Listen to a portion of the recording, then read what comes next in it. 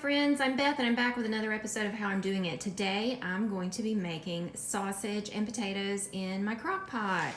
So I've already got some potatoes here. I've got a bunch more behind me.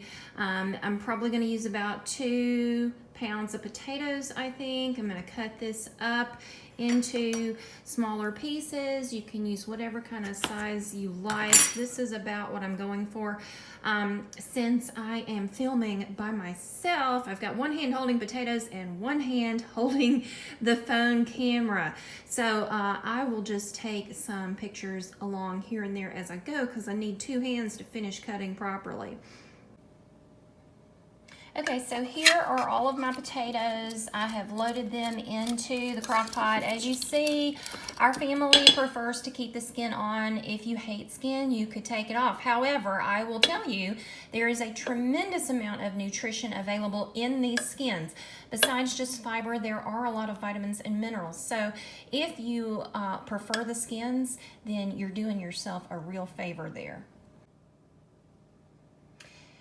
Now that we've got the potatoes in here, I am going to sprinkle some salt and pepper over them, and also I'm going to put some water in here, maybe like a cup of water or something, just enough to give the slow cooker something to work with so that nothing risks burning or sticking to the sides. We'll give it just a little bit of water to keep the moisture level up.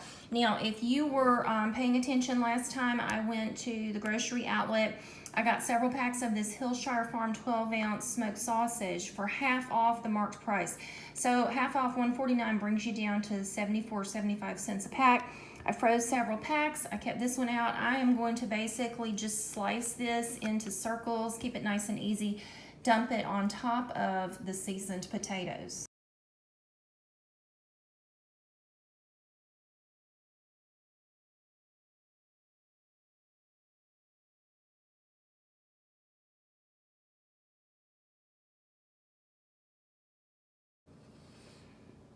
Now, before I get too far working on this onion and start losing my sight from crying from the onions making my eyes run, I do want to show you, I keep a zipper bag, empty zipper bag, and I label it. It says bones for soup stock. There's no bones in here right now because I just recently made a batch of soup stock. But you keep all of your onion ends like these that you're not going to eat. You keep your tops of your carrots, you keep your rotisserie chicken bones, all of that in here in the freezer. And then when it fills up, then you pour it into a pot of water.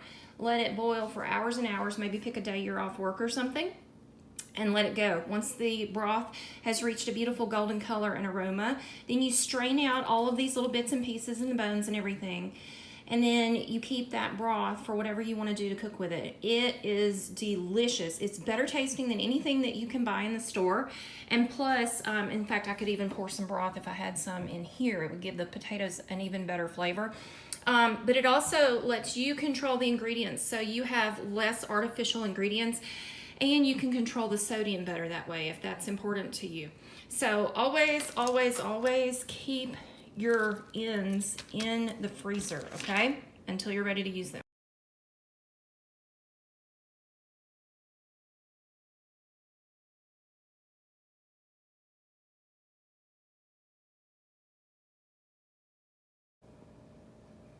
Okay, so I got everything loaded in there. We've got the potatoes on the bottom. I think I ended up putting about 2 cups of water in there. It looked a little bit more appropriate once I got it laid in there to see the depth of it and how much I had.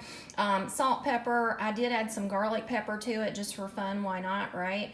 I got 1 onion in there and then the 12 ounces of sausage. The beauty of the sausage, if you've never used sausage like this before, I bought what was fully cooked already. It's marked on the label, fully cooked, keep refrigerated. So at this point, it's just going to be warming up, melting some of the fat in it, mingling the flavors. I'm going to put my top on, and then I'm going to set it for 6 hours on low. My dial's on the other side. But anyway, this side was just better for doing the filming. So once it's all done, I'll show you what it looks like. Okay, so this is the cooked meal, the sausage and potatoes meal. We have had it in here about 6 hours. I just brought the kids back. We just came back from the airport from picking up our teenager who has been in France for a week for fall break. This is his first American meal back home. He loves sausages.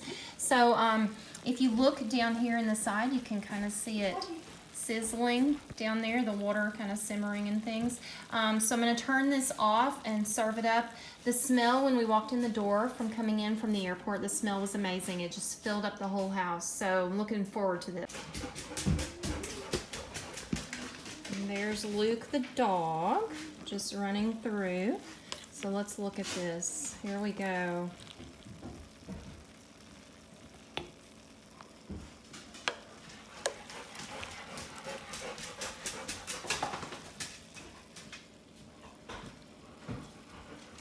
So this will be Elka's portion. This is my little girl's portion. We'll get her a fork or a spoon, whatever she likes for that. But just look, see how delicious that's gonna be. Anyway, so if you guys would like to try this recipe out, please leave a comment below and tell us what you think of it. And I think that it's also possible to easily doctor this up. Maybe if you don't have sausage, you want to use chicken, or even probably it would be great with like stew beef pieces or something. There's so many different things you could do with it and a variety of seasonings. It's really just a basic meat and potatoes meal. So anyway, thank you for tagging along with me as we cook today. I've had a good time sharing all of this with you, and I'm hoping that one day these videos will be inspirational for my children as they get older and grow up into their own homes, and they can look back and see what kind of meals Mom cooked that were easy for them to copy for themselves.